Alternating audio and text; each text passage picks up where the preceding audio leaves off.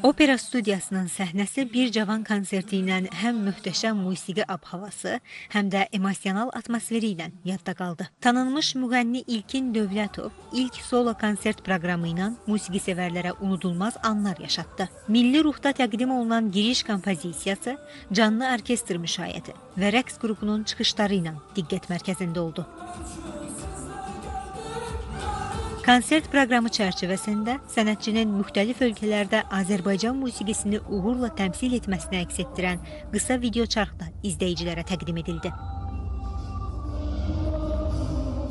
Konsert proqramında bizim dəyərli əsərlərimizin yeni versiyası, yeni aranjmanları da səslənəcək və düşünürəm ki, bu yanaşma növbəti bizim konsertlərimizdə də özünü biruzə verəcək. Çünki mən özüm rəngarənglik xoşlayıram, amma o ana xətti pozmamaq şərti ilə düşünürəm ki, mənim sənət yolumda bu gedişat özünü yaxşı tərəflərini göstərib və tamaşaçıların çox sayılı sevgisini qazanıb.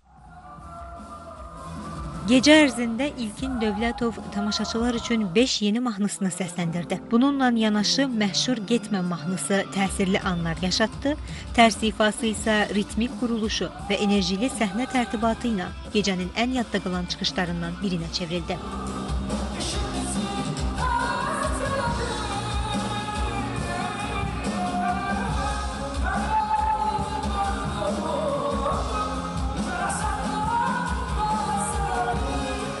Canlı musiqi, emosional ifalar və tamaşaçı ilə qurulan səmimi ünsiyyət bir cavan konsertinə xüsusi rəng qataraq sənətçinin yaradıcılığında yeni bir mərhələnin başlanğıcı oldu.